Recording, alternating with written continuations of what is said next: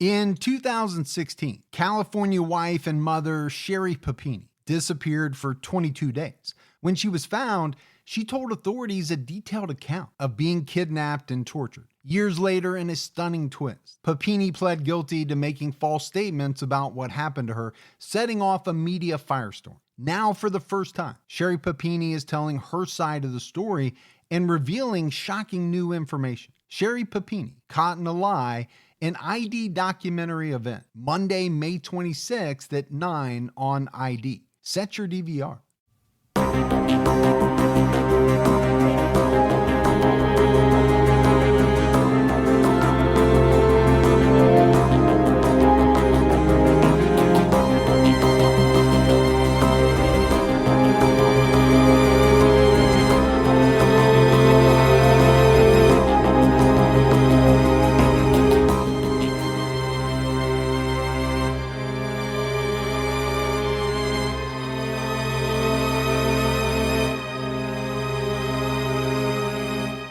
Hello, everyone, and welcome to episode 139 of the True Crime All the Time podcast. I'm Mike Ferguson, and with me, as always, is my partner in true crime, Mike Gibson. Gibby, how are you? Hey, man, I'm doing good, man.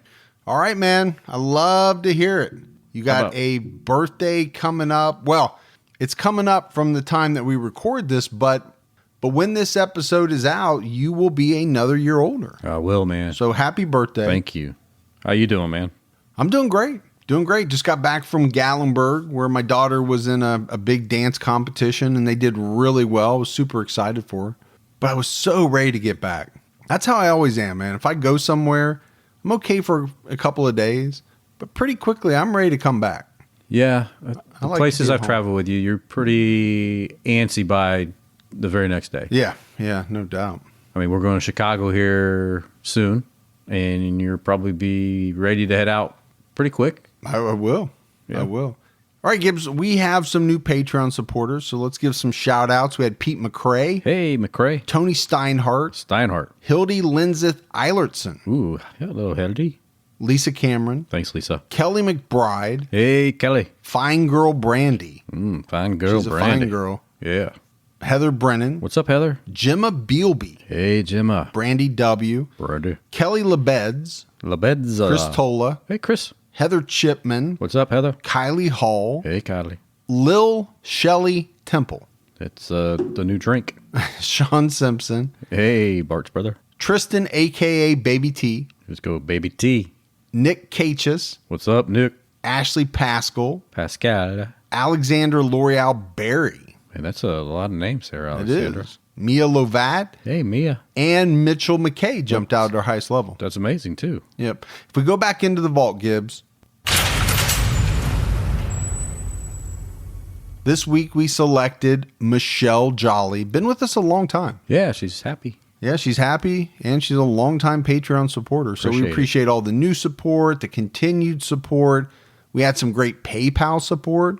Bradley Polson made a sizable donation. Thanks, Bradley. We had Patricia Lopez. Awesome. Emily Suspect. It's like a suspect. No T. Oh, okay. K. Gotcha. Caitlin Maddox. Thank you. Karen Sutherland. Hey, Karen. And James Poltney. Poltney. So we appreciate that support as well. We have an episode out right now on True Crime All Time Unsolved. We're talking about Bob Levinson. Yeah. And I was really excited about doing this episode. Yeah. You know, Bob was a retired FBI agent who found his way over in Iran. Doing some private contracting investigation work for a client. But this is one of those very mysterious cases. I mean, number one, you have the FBI, the CIA might jump in there at some point. Yeah. And, you know, the question of what happened to Bob. You know, at one point, there's a proof of life video. Yeah. Yeah, we run through a couple of different administrations because of the time period from the time he goes missing until current day.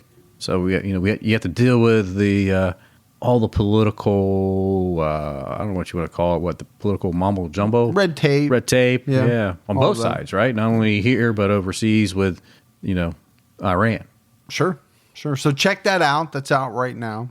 All right, Gibbs, are you ready to get into this episode of True Crime All the Time? I'm ready, man. We are talking about the Cheshire Murders. And this is one that I've wanted to do for quite a while. It's a case that really gets me. And I'll go into why that is, as we get, into the episode.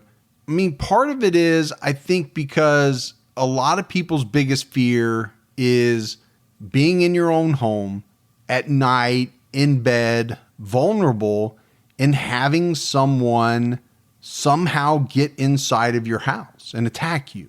Right? You think back to the Golden State Killer. Things like that are very scary because, as you and I have said, when you're in your house, that's your castle. That's your safe place, right? It's supposed to be. You should never have to worry about when you're at home. Well, I know you don't because you sleep with a K-bar under your pillow. At least one. In the area that we're talking about, very upscale, very nice, very low crime rate. I think, that's part of it, right? It's sad to say, but I think there's very few places anymore that you can look at as the Mayberry, right? That we watched on television years ago. I just don't know how many places are like that anymore. Yeah, I was thinking about that the other day. And, one that kind of resembled Mayberry was when we did Bernie. And even there, you still had to deal with what happened. Sure. Yeah, I mean, I think there are bad people, right, out there everywhere. Some of them are looking for a way into your house. So we're talking about murders that took place in a town called Cheshire in central Connecticut. And I mentioned a low crime rate. The town had a violent crime rate of just 1%. This is a place consistently ranked among the best small towns in the U.S. It's called the bedding plant capital of Connecticut. I'm not a big gardener myself, but I know you are. The bedding plant, huh? Yeah, you put out a lot of bedding plants, right? I got all kind of beddings out. The sad thing about this, Gibbs, is when you start to research the city of Cheshire, one of the very first things that comes up are the murders that we're about ready to talk about. It's like the town became infamous for these murders. Yeah, I remember when it was on the news. Yeah, it was a big deal. It really was. And I think we're going to tell this story a little bit differently. We're going to, instead of starting with the perpetrators, like we do a lot of times in their backgrounds, we're going to start with the family, the victims, the murders, and the events of July 22nd and July 23rd, 2007. And then we'll talk about the two men, Joshua Komisarjevsky and Stephen Hayes, that perpetrated these horrible crimes. The one name being very hard to say. I was getting ready to try to say it, and I thought, you know what? what? Well, you will at some point. Yeah. So let's go to July 22nd, 2007. It was a Sunday, and the Petit family, they were going about their lives. This was what many would consider, Gibbs, an all-American type family. The dad, 50-year-old William Petit, who went by Bill, he was an endocrinologist, as well as a diabetes expert. He was a very highly respected doctor. The mom, Jennifer, she was a striking woman, former pediatric nurse who, now at 48 years old, was co-director of the health center at a private school in Cheshire. So, this is an upscale place. Yeah, it's high end. Jennifer was extremely religious, and she taught Sunday school for many years. Jennifer was diagnosed with MS some years before. And then you have the couple's oldest daughter, Hayley. She was 17.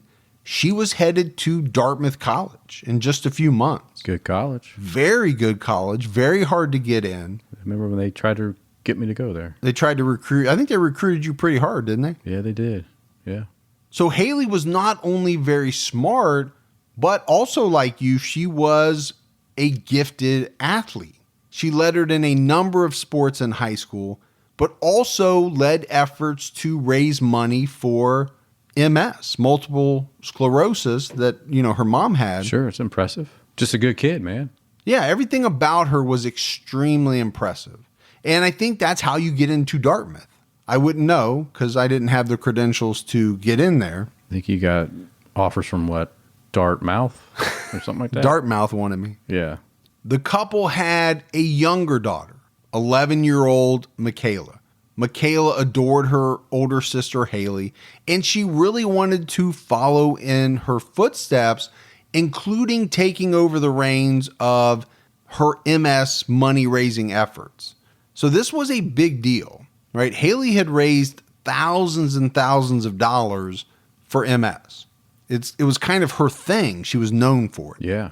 While at the same time, playing a bunch of sports, probably getting straight A's. Michaela was also gifted athletically. She played a number of sports. She was getting ready to attend middle school that fall. So, I mean, this is a very condensed bio on the family, but I think it's extremely easy to see that this family had a lot going for them, right? They had money. Yeah. They lived in a nice house in a nice upscale neighborhood. Things are going well. Yeah, they've got 2 great kids. This was a family that was well respected. They were loved by a great number of people in their community. They were active in the community. Not like me. They weren't hermits that didn't like to leave their house. Yeah, you're not very active. No, I'm not active in my community. No. These people were giving back. They were, teaching Sunday school, just doing all the things they could. So I mentioned that this day the family was going about their lives. Early in the day, Bill had played golf, probably pretty normal for someone like him. Sunday morning, doctor goes out and plays golf.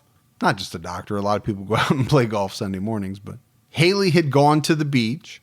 Jennifer and Michaela, who the family called KK. So they called Michaela KK. They had gone to the grocery store to get a few items. But it was here at the grocery store that they caught the attention of a man in the store that turned out to be Josh Komisarjevsky. Komisarjevsky. That's actually pretty good. Mm-hmm. Pretty good. We will talk about that much more later on, but I think it's important, right? This is where he first sees them. Now, eventually, the family all ended up back at home. And I think this is very typical, at least in my household. Now that my daughters are older, everyone kind of seems to go their separate ways during the day. Everybody has something that they need to do or they want to do. But at least for us, we always try to meet back up for dinner. That's very important. Michaela loved to cook, and she had whipped up some type of bruschetta and pasta dinner, which sounds good. I got my head turned from I know. Like bruschetta, pasta. And the family enjoyed this. Gibbs, this is also the reason why I think this one hit me kind of hard. Because obviously we're about ready to talk about some very tragic events. From what you've heard, other than the fact that these people are rich, this is very much like my family. Oh, yeah. 2 daughters. One's about ready to go to college. Yep. The younger one loves to cook. That is my family. It is your family. My wife also works at a school. Yeah. Now, I'm not a rich doctor. No. But besides that. Take that out of the equation. It is your... Very much like my family. Yeah. And the more I researched it, the more I kept thinking, oh my gosh, this is so eerily similar to my situation. So it was around 10 p.m. The girls watched their favorite show, Army Wives. So the mom and the 2 girls, that was their show. Right. A lot of people liked that show back in the day. And Bill fell asleep on the sunroom couch with the paper on his chest. He had a long day, right? He played golf, probably a lot of sun. He ate a ton of pasta probably that night. He was tired. Nothing wrong with that. Took a nap. The Army Wives show ended at 11. So at that point, they turned off the lights, checked to make sure the doors are locked, everything that you would normally do right before you go to bed. Hayley went into her own bed, but Michaela stayed with her mom. And she started reading the brand new Harry Potter book that had just come out the day before. Oh, yeah. Now, you know a lot about that. Oh, yeah. I know a lot about that. Both of our daughters have, and probably still are, been huge Harry Potter fans. Oh, really huge, yeah. And it was like, the day that one of those books came out, we were getting it. Waited in line, didn't you? I probably ordered it off Amazon. Probably did. I order everything You off love Amazon. Amazon, I'm so man. lazy. So Michaela snuggled up with her mom. She's reading this new Harry Potter book. It was around 2, 3 a.m. Bill Pettit woke up to like an unbelievably sharp pain, and he had this sensation of warm liquid in his eyes and running down his face. You know how it is when you first wake up. You don't know what the hell's going on. No. For me, sometimes it takes 5 minutes and a cup of coffee, and I'm still not sure where I'm at. You're still in your haze. It took him a little bit, but Bill eventually realized that he was being beaten by a baseball bat. Somebody was hitting him in the head. And to make matters worse, it was his own Louisville Slugger that he kept around the house. Can you imagine? Taking a bat to the head Yeah. over and over, I can't. Okay. Josh Komisarjevsky later testified that he stood over Bill while he slept for minutes, deciding what he was going to do. And eventually, obviously, we know what he decided. He started to rain down blows with this bat. But Bill's awake. He's hurting. He sees two men. One of them is holding a gun, and the other guy says if he moves, put a bullet in him. And the next thing Bill knew, his wrists and ankles were tied with zip ties. Then he was bound with rope. Then they did the same thing with his ankles, and on his ankles they used some wire. So they really had him, they were really trying to bind him up pretty good. Well, it definitely restricted his movement. And then they covered his face with a pillowcase. Now, what the men told him was that they were there to rob the house. So they asked Bill where the safe was. Well, he said there was no safe. I don't know if they thought because these people had money that just naturally they had a safe full of money and valuables. Yeah, I think so. They're nice area, doctor. You've got to have some personal safe somewhere. Or you keep your stuff at the bank. Well, yeah, but they're not thinking that. No, I know. They're not thinking that. But there is no safe. That's what Bill tells them. So they drag him down to the basement and they tie him to a pole in the basement. But strangely, one of the men puts some pillows under Bill so that he's more comfortable. They've just beaten this man almost to death. Now their conscience is stepping in. Now they're saying, we're gonna try to make you comfortable. Now, one of the issues Bill had was he had some heart issues. And because of that, he was taking some blood thinners. Well, obviously, if your blood is thin, you bleed. And so he was losing blood faster than most people would. Right. In this situation from all the blows to the head. So basically, he's tied to this pole in the basement, bleeding. Josh and Stephen Hayes headed upstairs, and they located Jennifer, Hayley, and Michaela. They tied them all up. They put pillowcases over their heads. They ripped out the telephone cord so that nobody could call the police. Right. And so any alarms tied to it wouldn't go off as well. That's a good thing. And then they began to rummage through the house. Again, somewhat reminiscent of a Golden State Killer. He would come in, he would tie people up, and then he would go rummage through the house. But they really didn't find much. I mean, if you think about it, Gibbs, and this wasn't that long ago, how many people really keep loads of cash? I mean, most people don't even carry that much cash on them because of debit cards and credit cards and all of that. I never have any money on me. Well, that's for a different reason, but yeah, you have money.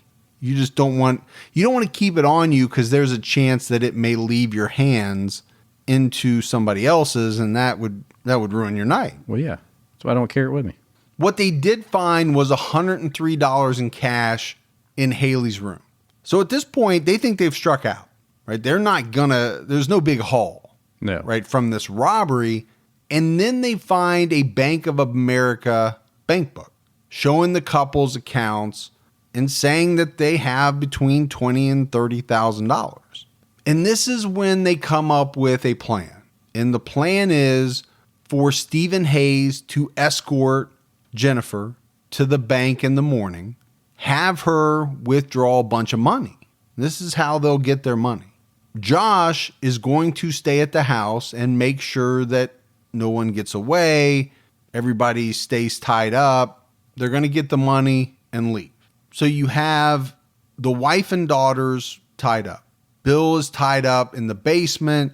He's fading in and out of consciousness. And this guy's a doctor, right? He knows that he's taken a bunch of blows to the head. He has to stay awake. So he's doing squats. He's moving around, trying to stay awake the best he can.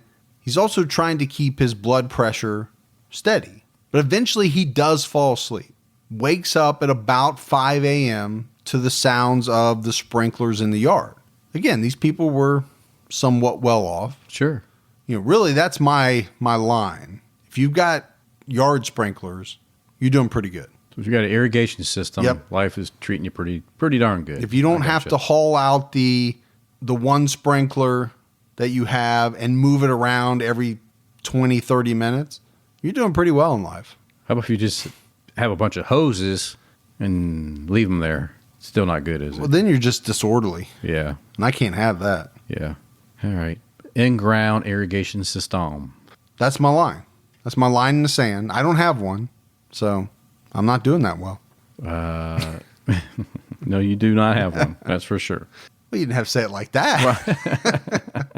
All right, Gibbs, let's take a quick break to talk about our sponsor, ZipRecruiter. Listen, you and I both know how hard it is to find and hire qualified candidates. It takes a long time. You get a bunch of applications that you have to go through, and really only a handful of them are qualified. But ZipRecruiter makes it easy. All you have to do is go to ZipRecruiter.com/TCAT. ZipRecruiter sends your jobs to over 100 of the web's leading job boards, but they don't stop there. They have this powerful matching technology. And with it, ZipRecruiter scans thousands of resumes to find people with the right experience, and they actually invite them to apply to your job. And as the applications come in, ZipRecruiter analyzes each one, and they spotlight the top candidates so you never miss a great match. ZipRecruiter is so effective that 4 out of 5 employers who post on ZipRecruiter get a quality candidate through the site within the first day. And right now, our listeners can try ZipRecruiter for free at this exclusive web address, ZipRecruiter.com/TCAT. That's ZipRecruiter.com/TCAT, TCATT, ZipRecruiter.com/TCAT. ZipRecruiter, the smartest way to hire. Don't let allergy season slow you down. Get common allergy meds for as little as $15 with GoodRx. So you and your family, pets included, can stop allergy symptoms before they start. GoodRx is free and easy to use. Just search for your prescription on the website or the app, compare prices, and get a free coupon to show your pharmacist. Save at over 70,000 local pharmacies nationwide, including Walmart, Walgreens, CVS, Publix, Kroger, and many more. Check GoodRx before every trip to the pharmacy to save up to 80% on both brand and generic medications. And did you know, GoodRx rewards you for saving money too. Join GoodRx Rewards today and earn points every time you use a coupon. Remember, GoodRx is not insurance, but works whether you have insurance or not. And it could be your insurance copay price. I've been using GoodRx for years, and I can't tell you how many times I have saved money even with my insurance. Stop allergies before they start and save big on allergy medications this season with GoodRx. Go to GoodRx.com/TCAT. That's GoodRx.com/TCATT. So Bill wakes up. He hears his wife's voice talking about needing his checkbook and a change of clothes. And then everything goes quiet. And then all of a sudden, he starts hearing a bunch of thumps, like very loud thumps, as if somebody was throwing, 20, 50-pound sacks around on the floor. Okay.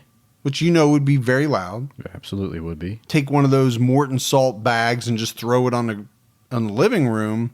That's going to be very loud in the basement. But you think about Bill. He doesn't know what's going on. He knows his family is upstairs, and he can't do anything to help them. What a horrible feeling for a father. No, you never would want to feel that way. And unfortunately, what is happening upstairs is bad. Because while Stephen Hayes and Jennifer go to the bank, Josh is all alone. upstairs and he violates 11-year-old Michaela. And Josh would later admit, the things that he did. He took pictures of her on his cell phone.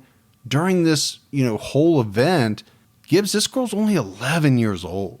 It's stomach turning. Yeah, it's terrible. But I mentioned Bill and how horrible that would be for any father. He is trying like hell to get out of the binds. He knows he has to escape in order to save his family. He don't know exactly what's going on, but he knows he's got to get up there. And really at any cost. Oh, yeah. As a father, you don't care. You don't care. You're doing whatever you have to do. Now, surveillance cameras catch Stephen Hayes at a gas station around 7 a.m., getting about $10 worth of gas in a container. At 9 a.m. that morning, they make it to the bank in Jen's minivan. And Jen goes inside the bank and she tells the teller that her family's being held hostage and that if she can't get this money, they're going to all be killed. She spent about 20 minutes inside the bank. And when she left, the teller called 911. Obviously, what's she going to do? So I want to play a little bit of audio from that call. We have a lady who is in our bank right now who says that her husband and children are being held at their house. The people are in a car outside the bank. She is getting $15,000. That if the police are told, they will kill the children and the husband. She is petrified. Imagine being that teller. You go to work Monday morning, it's early, you just got there, and this is what, happens first thing Monday morning. There's video. Obviously, banks have, cameras everywhere. Plenty of cameras. Out the wazoo. So there's video of Jen standing in front of this teller looking pretty worried. Now, the other thing the teller said, though, was that it wasn't on the 911 tape. I think this would come out later. That she was surprised at how calm Jen was. Is just a point that people bring up a lot when they talk about this case. And maybe she's just that type of person. Some people are like that. There's definitely people that can stay calm during those type of events. I don't know if you can maintain that calmness, though, as you see things develop. Yeah, not forever. But, yeah. You're right. There's different... People handle situations differently. Some people freak out from the get-go. Right. Anytime something, bad happens. Some people are able to say, okay, this is what's going on. This is what I need to do. Rationale. Yeah. However, get through it in their mind to say, I'm in a bad spot. This is what I need to do to be okay. It seems like maybe that's what Jen was doing. So the images from the bank are the last that anyone would see of Jennifer. So they get back to the house and Stephen Hayes finds out what happened to Michaela while he was gone. Josh says that he should do the same thing to the mom, Jennifer. And he does. Stephen Hayes sexually assaulted Jennifer, and then he strangled her to death. And then he committed necrophilia on her corpse. So this has gone from a home invasion robbery, which is extremely bad in its own right, to sexual assault, now to murder. Right? Jennifer Petit is dead. And Bill is still in the basement. And he's trying to get loose. And he eventually does. He's able to break free. And he's eventually able to escape through the cellar door of the basement. Don't see a lot of those today. No, I don't think a lot of new houses are built with those. Now, I don't know about like Oklahoma, Kansas, some of the places up through like Tornado Alley. Yeah. Okay. Do they still have those? Because that's a kind of a place where you hunker down. Yeah, it had it in the movie Tornado, so I'm sure they all have it. Is it Tornado or Twister? It was Twister. Okay. Yeah. So I meant to say this up front. Yeah. The whole discussion about 3 O'Clock High, My Bodyguard. Oh, yeah. There actually is a movie called 3 O'Clock High. Thank you. Yeah. Yeah. It's not the one you were thinking of. Hey, you don't know. But A lot of people messaged me. So I have to eat a little bit of crow on that. Yeah. But going back to the door you're talking about, like a cellar door. It was or really, you would seen that in that movie with Harrison Ford when he played the CIA agent guy. Yeah, because Harrison Ford's only been in like 2 movies in his whole life. Yeah. Why do you always pick people that have been in like 300 movies? Well, he's a good actor. But anyway, Jack Ryan. He plays Jack Ryan. He plays Jack Ryan in a number of movies, doesn't he? Well, it's the one when the Irish people come over to try to get him, and he's at his house. Patriot Game. Yes, they have one of those doors. They try to go out. They go out, then they put the typical shove a rod through the outside so the people can't get out. That was a long way to get to that. It was. Okay. I don't know how many people listening will know what that is, but yeah. I mean, like Wizard of Oz. Didn't they have one in Wizard of Oz, I think, that they got down in? I can't remember. I can't remember either. I think Dorothy just laid her in her bed and spun around. I thought the rest of the people got in. That's why she was the only one that went away. Yeah. I don't know. Maybe. But he is able to escape. But he's hurt. I mean, he's hurt very badly. He can barely, get out of this basement. He collapses at the top of the stairs and essentially has to roll. The guy can't even walk. He's trying to roll his body over to his neighbor's house. And this is his very close friend, Dave.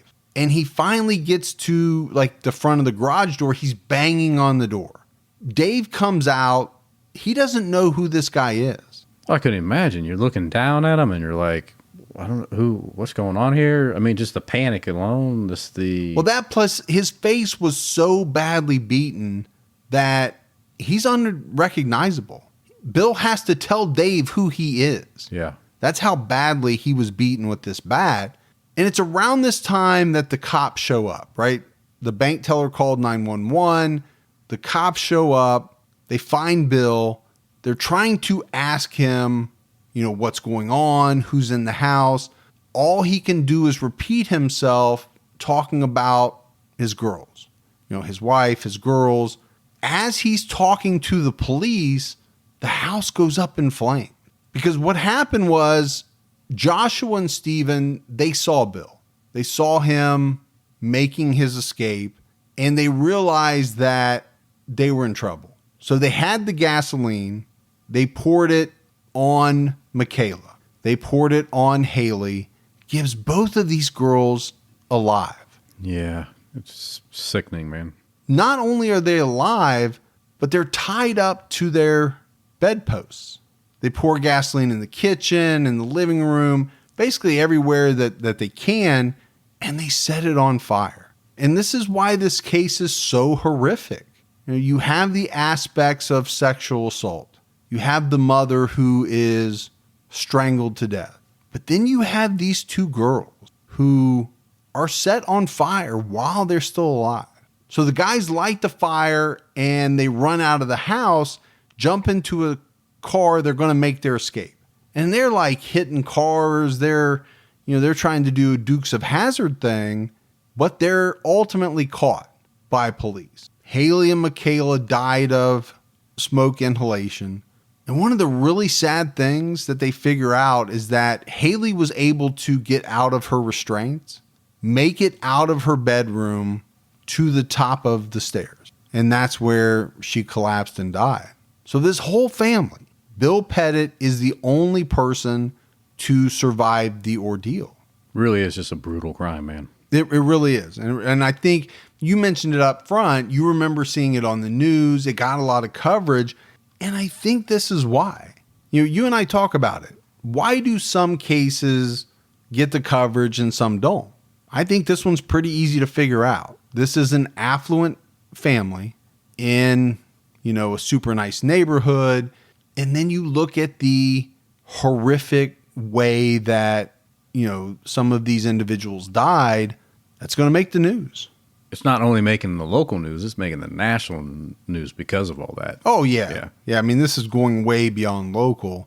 But you go back to Bill, and as a father, think what this guy had to deal with in that moment and, in the days after and for the rest of his life. Very tough. My thought is, Gibbs, and it's just an assumption, because obviously I've never been in this position, you would constantly be thinking, what could I have done? Or what would have happened if I could have gotten free sooner? It's like all those things that go through your head. Well, definitely probably would just torment you for life. Yeah. How could I have saved them? Yeah. But you look at Bill's situation and you think, what could the guy have done? He's beaten half to death, tied up. It's just very rough. So they had the funerals for Jennifer, Hayley, and Michaela. It was said drew over 4,000 people. It's quite a bit, man. It is a lot. Yeah. A lot of people came out to pay their respects to these three individuals. But like I said, they were very well loved and very well respected in their community.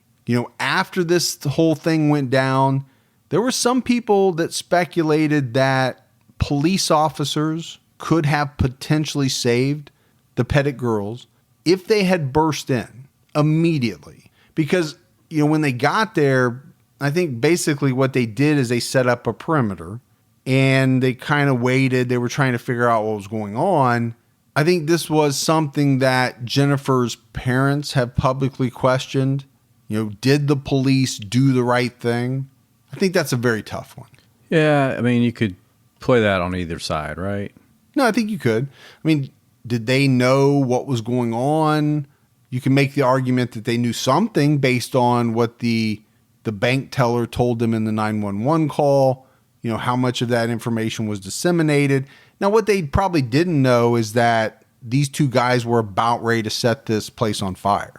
Yeah, I definitely think it's always rough to try to quarterback it after the fact, but, Yeah, I don't think it's something you and I would do, but Jennifer's parents definitely did. And they had the right to.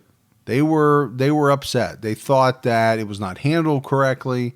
So now let's talk about these two men, 26-year-old Joshua Komisarjevsky and 43-year-old Stephen Hayes.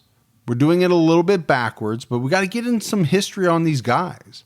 Joshua was born August 10th, 1980 in Vernon, Connecticut. His mother was only 16 when she had him, and he was given up for adoption at the age of 2. Do you think that's strange? Yeah, I mean, I definitely think it's strange to me, it's strange both ways. To wait, if you're going to give up a child, you normally would do it right away out of the gate. That's why I was asking the question, because I usually think of babies being put up for adoption, not long after they're born. But to hang in there for 2 years and make that connection, and you're making it harder on yourself, but then they give up 2 years. I mean, you had to have a really strong reason, I would hope. Yeah, maybe there was. I just didn't see it. Now, she was only 16 years old, and maybe she thought this is what she wanted and decided a couple of years in that, she just couldn't handle it. I don't know. Maybe she couldn't handle it. Maybe she couldn't afford it. Who knows, right? Yeah. Joshua was adopted by a religious couple. They raised him as their own, and they later had a daughter. But Josh didn't have a very easy life. This new family brought in a foster kid that was 17 years old who sexually abused both Joshua and his younger sister. So obviously this is going to come out later. Joshua's going to tell this story. There are different accounts of how old he was. I've seen some as young as 4 years old, 8 years old, but he was a young kid, no matter what the age was. He never told anyone that this was going on back then. His parents didn't find out until his sister came forward. So there is corroboration. Okay. Right? This is not just him telling a story. I mean, his sister backs all of this up. They were both sexually abused by this older foster boy for a number of years. I don't know how long it went on, but I think it was huge in Joshua's life. He talked about it a lot. I also think it was big, Gibbs, when you think about what he did prior to setting that fire, making the decision to molest, sexually assault an 11-year-old girl. You just wonder, how much, if any, that played a part in that. I'm not saying because someone, was molested that they just automatically would molest somebody themselves, but no, I don't think. Yeah, I get that, but I think with other characteristics that could add to it. Yeah, I think you have to ask the question. Yeah. But I think this molestation that he suffered as a kid, it definitely changed him because, what came out is that he started acting differently. It was said that he would sneak out of the house. He would take all of his clothes off and just lay in the woods. And not only that, but he would roll around in brush, stickers, things that would, tear up his body, scar his body. And later on, he's going to say that this made him feel better. This is almost like a version of self-harm. He stole panties as a youth. He was a peeping Tom. And he suffered at least 8 major head injuries. That is a big number. Yeah, that's a lot. I mean, we've talked about a lot of serial killers with head injuries that didn't have that many. You think people that listen to this that have little kids now just have like helmets on all the time? Like, I'm not letting little Johnny come up to be a serial killer, and they got the little bike helmets on. Yeah, there's definitely that. But the other thing that I hear a lot, or I see a lot on social media, is people that have had a lot of head injuries for whatever reason, I think now are wondering, are they at a greater chance for developing, some kind of strange thoughts like this? Yeah, it's not exclusive, right? Definitely. But Joshua started struggling in school. He was diagnosed with ADHD. He also was diagnosed with dyslexia, something that you know a lot about. I do. And have talked about it. But along with dyslexia, he had dysgraphia, which is apparently where you write your letters and numbers backwards. Had a little bit of that. Had a little dysgraphia. I've never heard of that. Yeah. I heard of dyslexia, a bunch, but your B's, D's, R's, things like that. Yeah. I know my wife sometimes, like, if she's thinking 34, she'll write 43. Oh, really? Yeah. Just that number alone? No. I'm just making up a number. Okay, I gotcha. But I don't know if that's what that means. Well, I just think I think of that as like transposing numbers. But is that why she said happy when she wrote me happy 35th birthday? Yeah. She was thinking 53, but she said 35. And I thought, well, that was sweet of her. She thinks I'm only 35. Yeah, you're lucky she didn't write 73. Well, I mean, it was nice that she put it on the cake that she baked me. I know. She's very nice. Yeah. So he's going through a lot of stuff, right? As a kid, one teacher told him that he would never amount to anything. I don't know what kind of teachers you're hiring, but you might want to replace that one. Yeah, that's not a good thing, I mean, you're supposed to be there to develop the kid's mind and encourage them in growth and. Well, you're talking about a kid that has been diagnosed with a bunch of different things, and you're just going to then ram him into the ground. Yeah. So his mom found this out, that the teacher was bad-mouthing him, and she pulled him out of school, started to homeschool him. And this was a Christian-based homeschooling that basically revolved heavily around religion and said that, anything negative that happened or, any affliction, it was all as a result of the devil. So what Joshua has said, and again, take all this from, with a grain of salt, it's coming from this guy, but he thought that the sexual abuse that he endured, he thought that the disabilities that he had were brought about by the devil. He has said that at the age of 14, he was gang raped by 2 men that he didn't know, and he never told anyone about it. Joshua spent some time at Elmcrest Mental Hospital. He was there for about a month, was diagnosed with, major depressive disorder, oppositional defiance disorder. It was also known that he was smoking a lot of pot, but his parents were very strict. His adoptive parents, they didn't believe in medication. So they took him out, brought him home, and figured that the church would help him through his issues. I think 14 was a very rough year. I just mentioned that, he was sexually assaulted by 2 men. It was also at 14 when he found out that he was adopted. He didn't know. And I don't think he took it very well. This is when he really got into drugs and alcohol. He was self-medicating. Now, his parents might not have believed in it, but he believed in it. He was homeschooled until 15. He eventually graduated with a vocational degree, went to vocational school. Okay. And took carpentry. Well, that's cool. Yeah. Then at the age of 18, he joined the Army Reserves. And right before he left, he proposed to his girlfriend. He had been dating this girl for about 4 years. When he got back, he found out that she was seeing someone else. He was devastated. Well, nobody likes a cheater, man. No, nobody likes a cheater, but it's the way that he dealt with it, right? He turned back to drugs, and this time it was much harder. It was crystal meth. And as he's exploring with this crystal meth, he overdosed a couple times.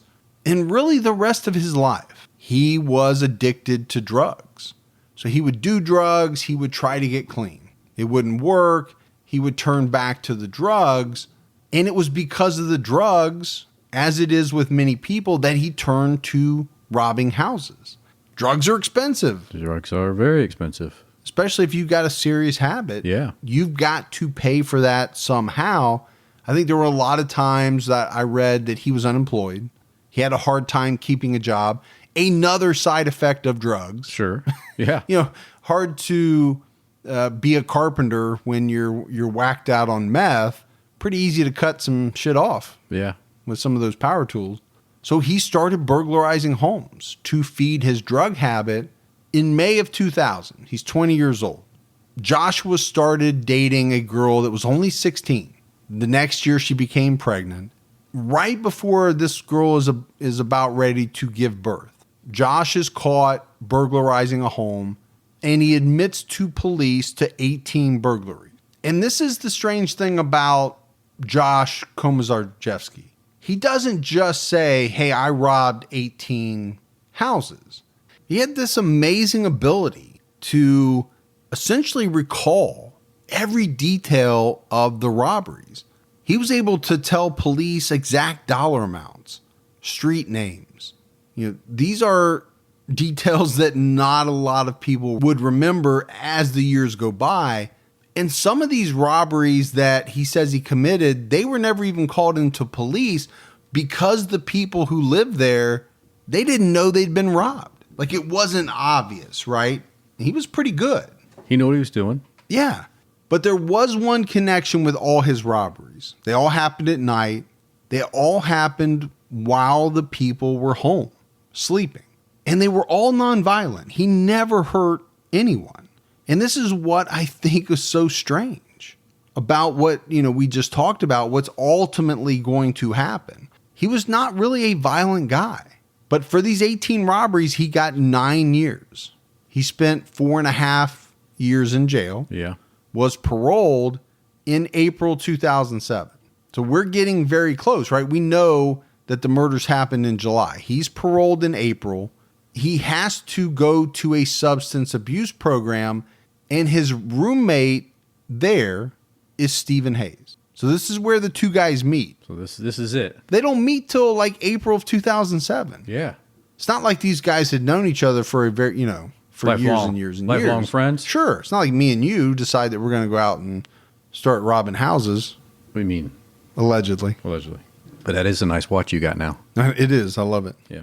So they meet, but it's not until a couple of months later that Stephen convinces Joshua to start burglarizing houses again. And it's really that same month, right, that Josh sees Michaela and Jennifer at the grocery store, follows them home, sees where they live, and makes the decision that they would be the perfect family to rob. One thing that was fascinating, Gibbs, is that it came out later that Joshua Komisarjevsky was wearing an electronic monitoring device until about 4 days before the murders. So we know how those work. Well, I don't, but yeah, I get what you're saying. Yeah, and I'm surprised, that, I get it, you're right, the courts took it off just days before. Mm-hmm. But, he just didn't wait at all, did he? He didn't have much downtime in between dropping the monitor off and getting back out there again. Well, and not just getting back out there and robbing houses, right? We know what he did. And we'll talk about it. Is that because he wasn't alone? Is that because he was with Stephen Hayes?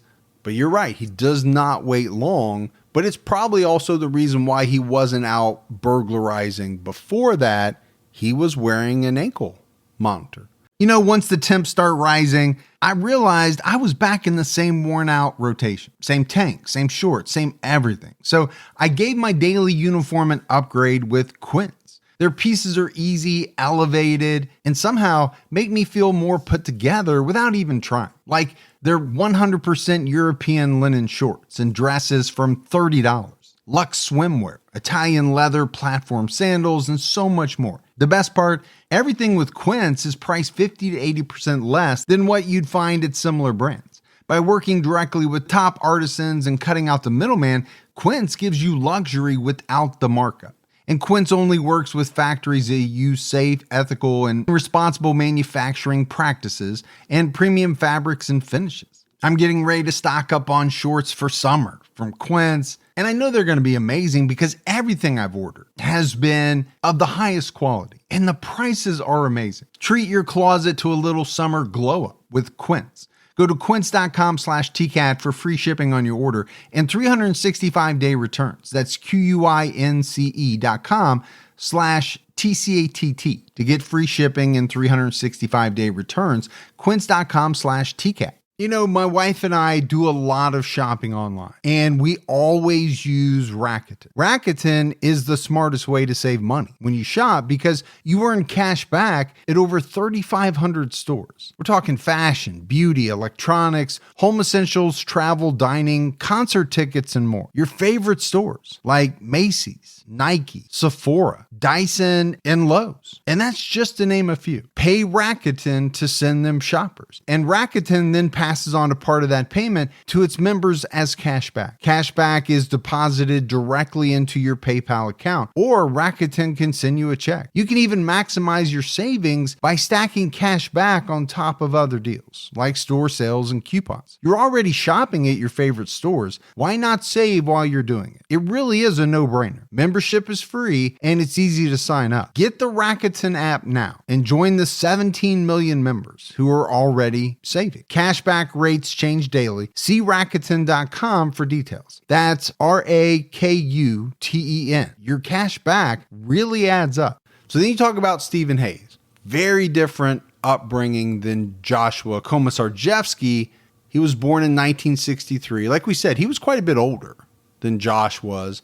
He was born at the Homestead Air Force Base in Florida. He moved to Connecticut when he was just 1. Okay. And he doesn't have, really the same record of head trauma. Didn't find any record of abuse. He had 2 younger brothers, and it was said that he would bully them. But again, is that out of the norm? You had brothers. They were older, right? I had one older, one younger. One younger. Yeah, so I'm sure the older one bullied you, and you probably bullied the younger one. Something like that. And maybe you don't call it bullying, but give them a hard time, whatever you want to call it. Yeah, you had your fun. Yeah. Or they had their fun with you. But Stephen had this kind of strange way of messing with his brothers. He would steal things. He would destroy things in the home, and then he would tell his parents that his brothers did it. So they would get the belt. Sounds familiar.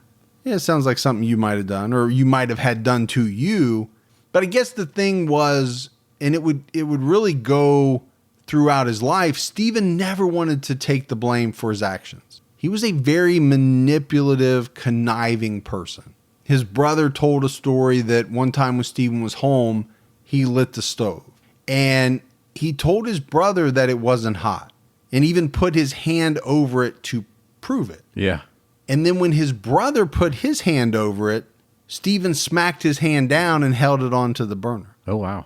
So that's pretty rough. That's a different level than most brothers would go. Yes, right. And that's what I'm trying to this wasn't a, you're my brother, I hate you, but I really love you. Right. I'm going to mess with you, but I'm going to protect you. I think it was a little bit worse than that, or a lot worse than that.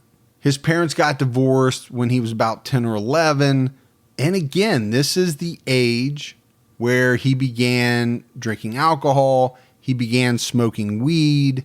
Probably a little bit of a correlation there. most likely. And I think a lot of people have that in their lives. He first got into legal trouble at the age of 15. He was stealing cars, smoking weed, skipping school. He smoked a lot. It really talked about, he was a heavy marijuana user. And he dropped out of school in the 11th grade.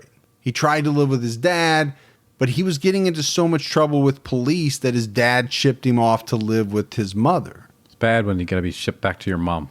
Back to your mama? Mm-hmm.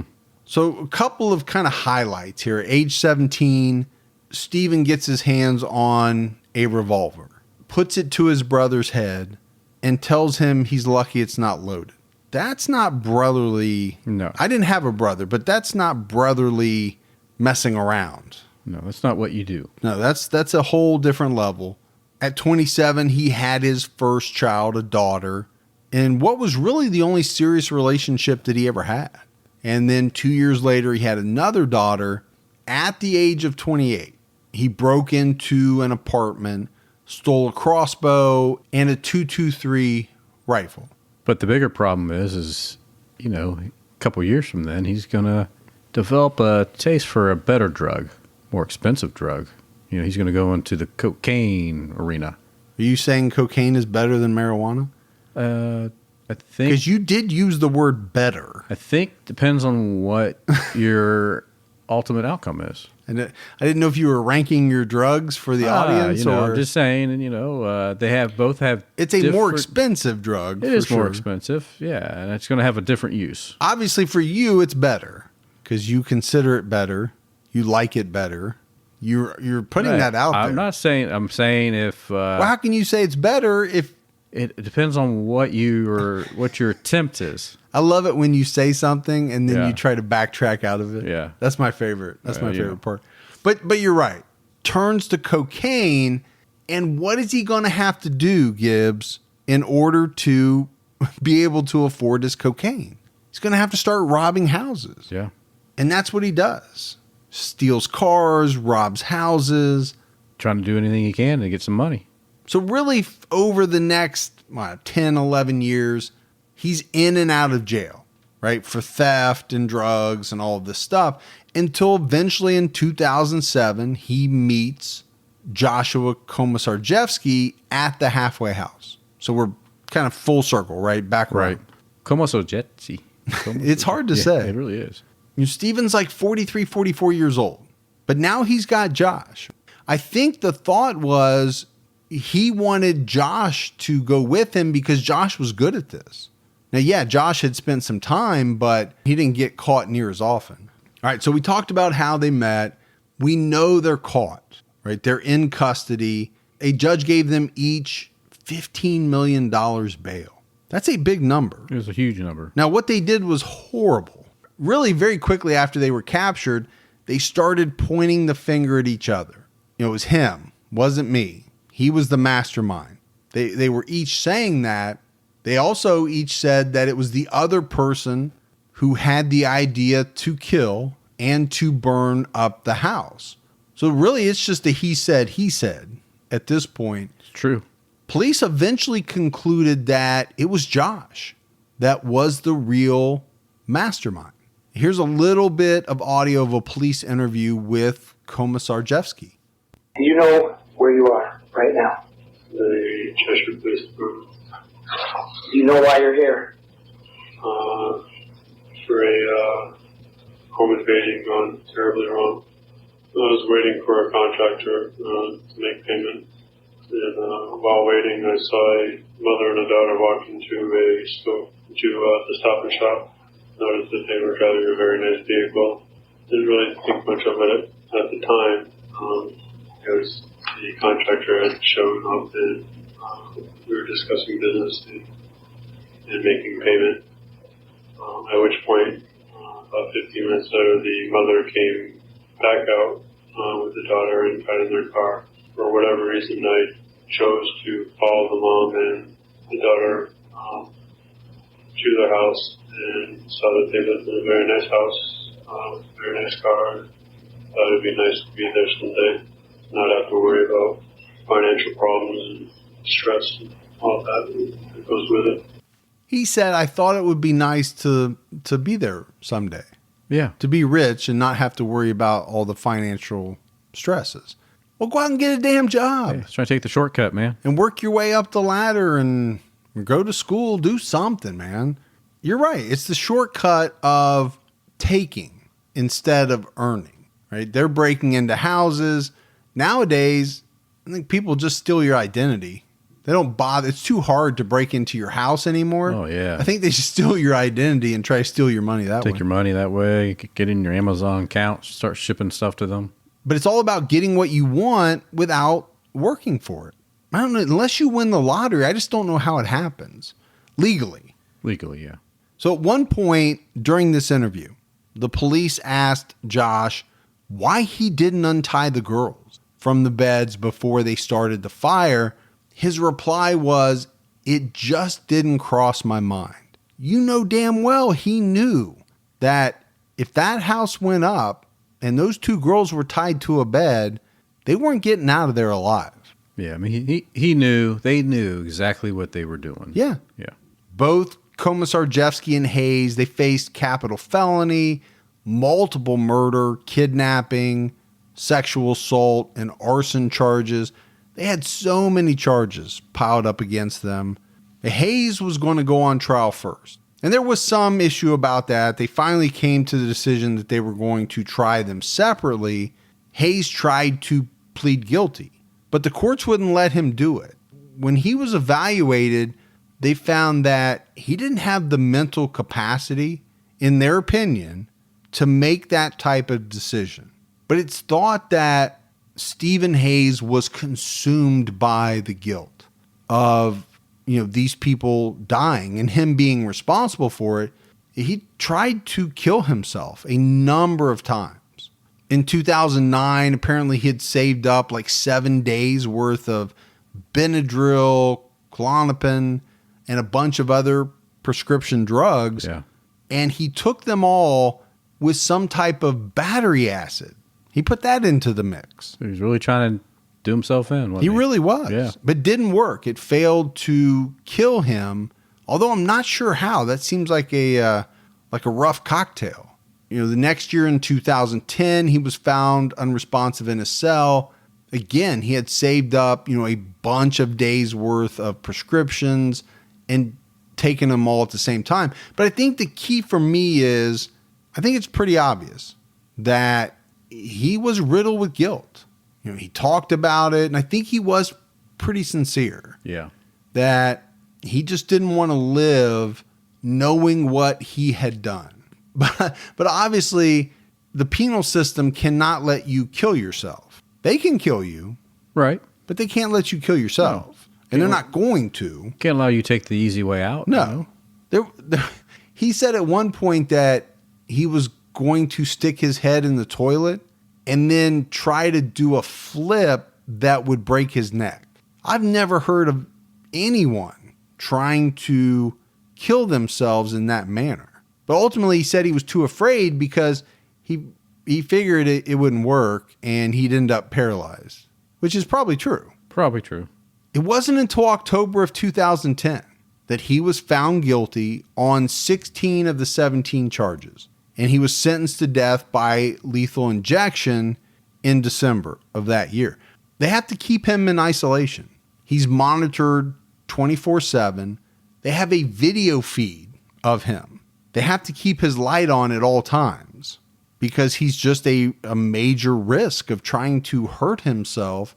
It's said that he's lost 85 pounds. Wow. Since he's been in jail. I'd like to lose 85 pounds, but I don't want to do it that way. Yeah.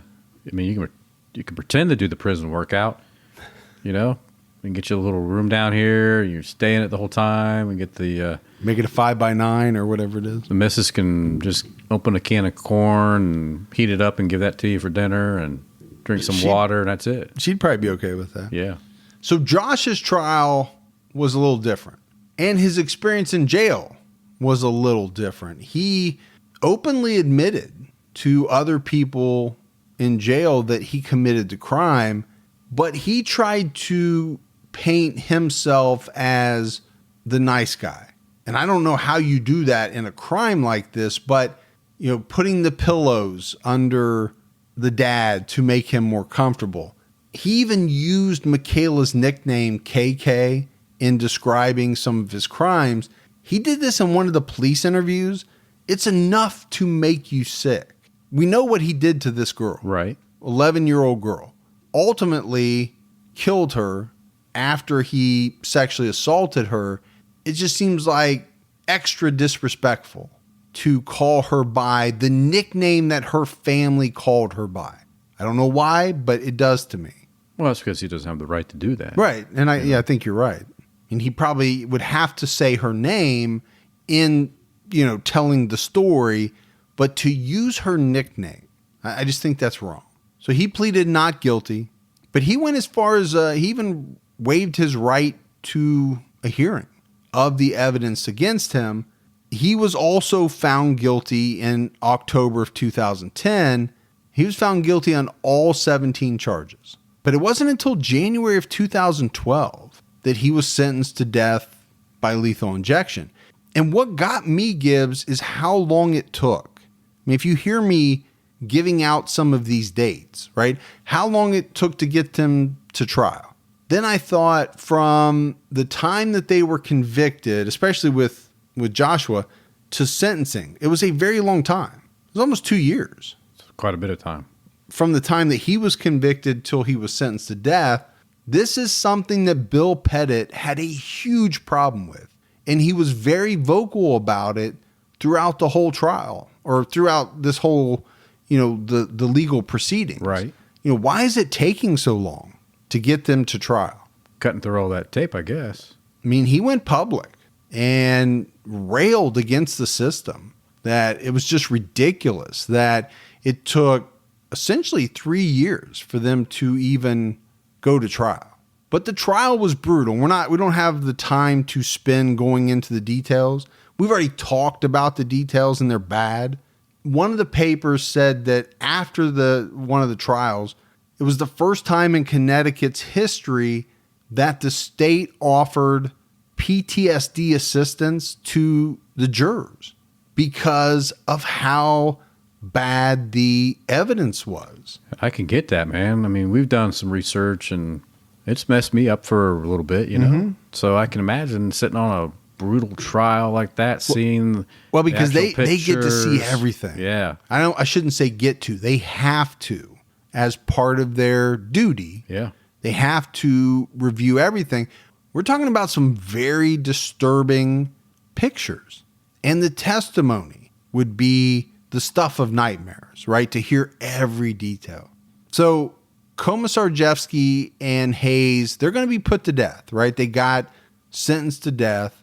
But then 2015 rolls around and the death penalty was abolished in Connecticut. So their charges were changed to life in prison. And again, you have Bill Pettit, right? The survivor lost his wife. He lost his 2 daughters. Before the murders, he said he didn't believe in the death penalty. But afterwards, he did. He believed that these 2 men should be put to death. And he thought they were going to be until it was found to be unconstitutional in 2015. But this is another thing that he continued to rail against, to preach on about these 2 men deserve to die. The other things that he did, he established the Pettit Family Foundation. It's a nonprofit aimed at fostering the education of young people, especially women in the sciences. It also helps to support efforts to protect and help those affected by violence. And obviously, he set this up to honor the 3 most important people in his life, right? His wife and his 2 daughters. All of them were inspirational in the fight against multiple sclerosis. Like I said, Hayley especially had raised thousands, tens of thousands of dollars to help fight this disease. The house was demolished, which you have to do. Oh, there's nothing else you can do with that house. not that house. So it was demolished. They turned it into essentially like a little garden. Not really a park, I don't think, but more like a garden. And it's maintained that way today. You can look it up on Zillow or Google Earth and see it. One of those many services out there. Sure. Bill has written a book about his ordeal. He's made all the talk shows, but I think, one of the important things, Gibbs, is he has been able to get on with his life. He's never going to forget his wife. He's never going to forget his daughters, but he has fell in love again, and he has a son. And I think that's important. I mean, I think you have to move on. You can't get stuck. You can't get mired in the fact that you lost loved ones and you're just going to wallow in that sadness forever. You can't, right? You have to move on with your life. Well, you think you need to move on, I think. While still remembering them forever. But I don't know how hard it is to move on. I think it would be incredibly difficult. And I think for some people, harder than for other people. Yeah, I think there's some people that can never move on. No, I think there are a lot of people that never get remarried. But that's maybe their choice. Sure. I definitely don't fault this guy at all. I think he has a right to move on with his life. He's actually become a state representative. He got into politics. I think one of the reasons is because he's still fighting for the death penalty. He does not think it's fair that these two men took the lives of Jennifer, Hayley, and Michaela, but they're, getting 3 hots in a cot and will until the day they die. I don't think he thinks it's right. Man, I don't even get 3 hots. And I think a lot of people feel that way. And obviously we know there's a lot of people that feel the other way, that just do not believe in the death penalty at all.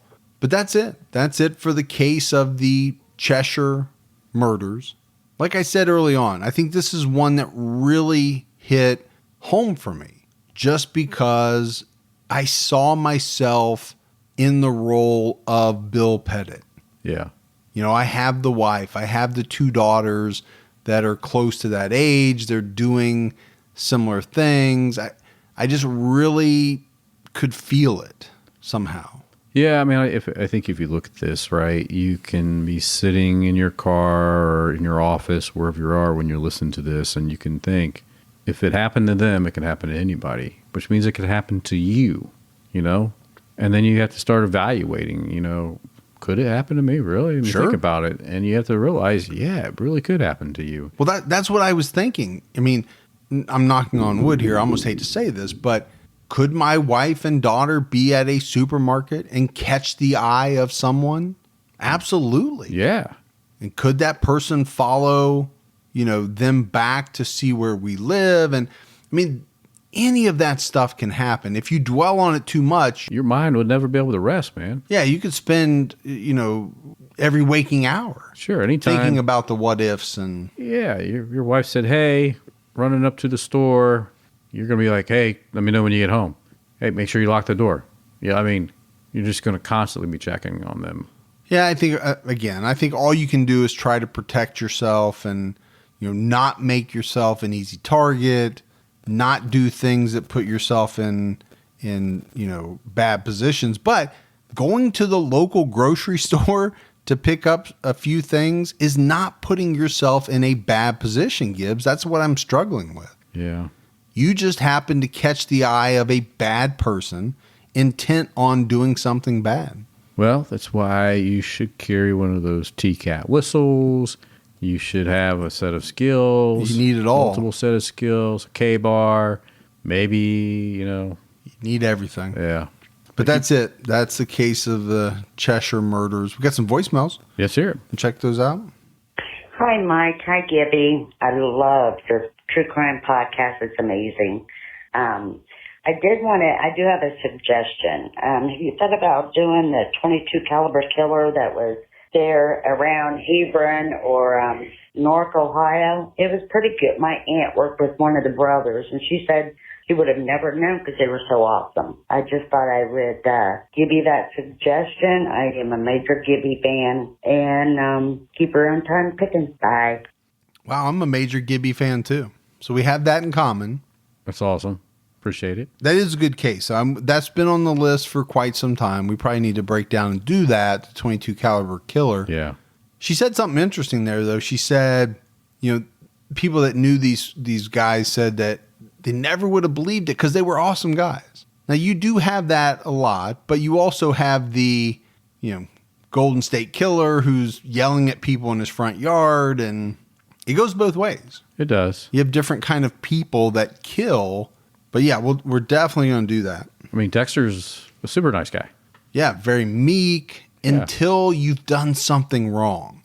And I kind of equate Dexter to you. You are super nice until it's time to not be nice. What's that from? It's on the tip of my tongue, man. Roadhouse. Patrick Swayze. Yep. Yeah. But that's the way I think of you, deceptive. Okay, Mike and Gibby. This is Michelle. I'm calling from Minnesota, and I watch Dead Files all the time. And when they say that somebody needs to move right away because of the demons or whatever that's living in their homes because of previous murders, I think, what the heck? What they're going to do is sell their house to somebody and give somebody else their problem. So I think that you could collaborate with the Dead Files and find these houses that have people that have died in them. And you could do killer real estate. I love that idea. Anyway, that's just my thoughts. Have a great day. Great episode on Jesse. He was just the weird one. Anyway, keep your own time ticking. Thanks. I still love killer real estate. I know. I think it's could be a big hit. The people at HGTV, for some reason, will not return my calls. Oh, they've returned the call. They didn't get back with you? No. Did they reach out to you? I guess I shouldn't talk about it. Okay. Don't want to, They want you to do it. As long as you don't bring that Ferg with you. I think that might be what it is. Hey, Mike and Gibby, this is KB from Waco, Texas. I've been listening to you guys for a while, but something eerie just happened to me. I'm driving through Indianapolis, and guess what pops up on my podcast feed on the playlist? Episode 14, Herb Baumeister, the I-70 Strangler. So I went ahead and listened to it again, and right now I'm pulling through Dayton, calling you guys. Keep up the good work on the show. Have a good time. Bye. How about that? He should have pulled up the one we did in Dayton. Yeah, we got. So that kind of makes me think, Gibbs, you could go on a tour, right, of all the ones that we've done in the United States and kind of pull up the episode, listen to it, go to the site. I mean, if you had unlimited time and unlimited funds. Well, just enough to get gas money and a sandwich every now and then. Yeah, but you got to work. Well, You can use all your vacation to. Yeah, just take 30 days off. What if we had TCAT tours where you drove the bus and talked like Kramer? Oh, it'd be great, wouldn't it? And you pointed out all the things. Yeah. That would be awesome. It'd be like We'll buy a double-decker bus. we can take some loads of trash to the dump like Kramer had to, just to, make some extra money, or with muffin tops or something. I got another idea. TCAT tours. TCAT tours, killer real estate. The idea is just Man, keep you're flying. going to be a true crime mogul. Hey guys, my name is John. I'm binging. I just listened to the Gertrude episode. I listened to your podcast to fall asleep, and I just kind of wanted to leave a message and say how much I appreciate what you guys are doing, and it's awesome. I've really never had a podcast like this that I like this much, and I want to thank you. I listen to your podcast to fall asleep a lot. I think it's your voices. They're very calm and soothing, and I don't really know, but you guys did an episode about the Vampire of Sacramento. I couldn't sleep after listening to that one. All the other ones not so bad. That was some sick stuff, man. I don't really listen to it to go to sleep anymore. I just thank you guys for what you're doing, and stay safe and keep your own time ticking. We get that a lot. We do. Fall asleep to you. Your voices are soothing. But here's what I've never understood. I couldn't do it because, just like he said, now obviously some of our episodes are rougher than others. It depends on the content, but I think I would just have some bad dreams. Or, I guess I have some just because of the research, but I'd be more concerned with all these people that listen to us that fall asleep with us in their ears. Mm-hmm. What they don't realize is that I input subliminal messages throughout the whole podcast. Mm-hmm. So when they wake up, they've listened to those in their subconscious. And now you're using a lot of big words, right, and they are all coming out 100% correctly. Well, that's because the episode's almost over. Yeah, exactly. So just know that when you sleep with us in your ears, when you wake up and something's different. That sounded weird somehow. But Sleep with us in your ears. Anyway. And you have a hankering to write a check to Gibby, give him all your money. Yeah, when you start writing that check out to me and send it, you know. That's why. That's exactly. All right, Gibbs. We had mailbag. Oh, yeah? What we got in the mailbag? Big fans, Patreon supporters, Nikki and Tommy Evans. Oh, yeah. Their whole family. They got the whole family. I think it was Tommy started it, and now the whole family's listening. They sent a Harley chip from Toad Suck Harley in Conway, Arkansas, which is easily my favorite name for a Harley dealership. Toad Suck? Toad Suck. Toe or toad? Toad. Okay. Toe. Toe Suck Harley. Well, I don't know what you're into, man. You know? Toad Suck. Okay. And somebody else sent something from there too, and I can't remember what it is. Yeah, I remember that actually. I gotta ride down to Arkansas to see this Toad Suck Harley. Well, you go ahead and do that. Hey, you know what else didn't come in the mail, but it came in a photo on the Facebook page? What's that? Our two good listeners and Patreon members went out and got some T-Cat tattoos. Yeah, that happened recently. So the first that we know of, T-Cat tattoos, done by two friends. They got them together at the same time, and that was pretty cool. Friendship. They called them friendship tattoos, and they just thought because T-Cat's such a big part of their lives, yeah, you know, it's kind of one of the things that draws them together. They thought they would do it. I thought it was awesome. Well, yeah, I did too. All right. That is it, Gibbs, for another episode of True Crime All the Time. So for Mike and Gibby, stay safe and keep your own time ticking.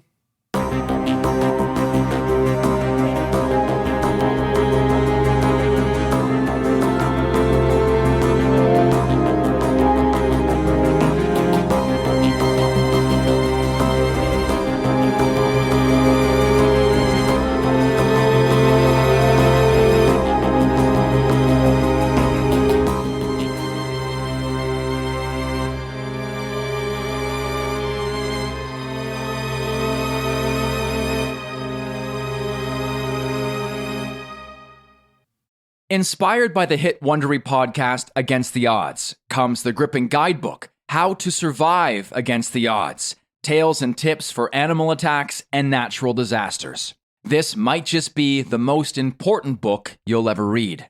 Go inside life or death situations where everyday people survived nature's most extreme scenarios, and learn how you can too. In these tales, you'll hear about the grit, willpower, and know-how needed to endure shipwrecks, alligator attacks, earthquakes, and more. You'll learn from experts, including top doctors, about what happens to your body and mind in life-threatening situations. Plus, important tips on what to do, and equally important, what not to do when faced with a situation that is truly against the odds. Go to survivalguidebook.com to pre-order How to Survive Against the Odds today and get the perfect gift in time for graduation and Father's Day.